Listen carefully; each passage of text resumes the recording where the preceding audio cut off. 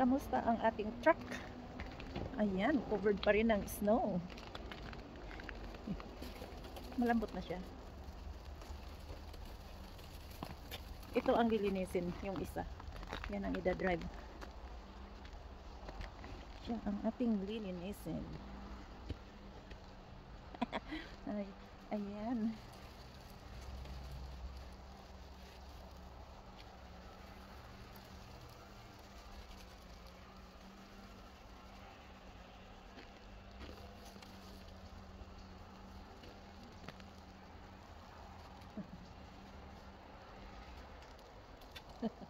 Ayan, nilalaro lang. Ayun. Yan, frozen na ang ating kamay. Kamustahin natin ang kalye. Pang-apat na araw na ngayon. Ayan. Pwede na tayong dumaan dyan. Kaya na yan ang truck. Diyan. Kaya na yan. Yung ating 4-wheel drive na kariton. Ayan, kamustahin lang natin. Pang-apat na araw na ngayon, guys. Ayun. Hindi na madulas. Kahapon, naku, grabing dulas. So, hanggang lakad tayo.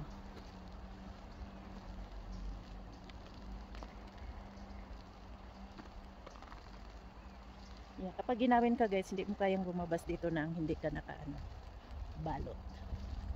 Hindi ako ginawin at saka sanay na ako dito. Kapag ginawin ka, kahit sanay ka na, giniginaw ka pa rin. Lalo na pag nasa araw ka, hindi. Maganda siya. So, ayan yung ating mga bubong. Mga bubong ng bahay. Ayan. Bakit may pumpkin sila? Hindi naman Thanksgiving. Ayan. Tingnan lang natin kung pwede na tayong gumala. Gala. Sabay trabaho. Ayan. Gala ang tawag natin sa trabaho para hindi tayo masyadong mapagod. O diba? Pagdating kasi sa trabaho parang nakakapagod pakinggan, no?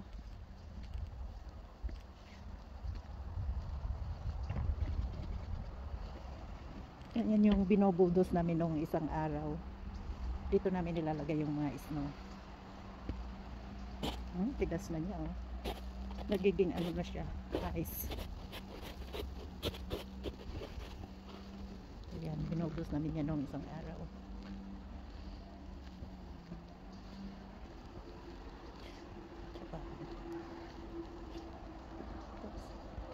Yung mga nasa tabi-tabi na snow, matagal yan matunaw. Diba? Ang ganda. Kung medyo bata-bata lang ako, ang sarap dyan guys, magpagulong-gulong. Nung nandito yung anak ko, ayan, nagpagulong-gulong sila isang araw lang sila dito kasi nga kailangan nilang lumikas kasi yung snow kapag bumuhos, naku,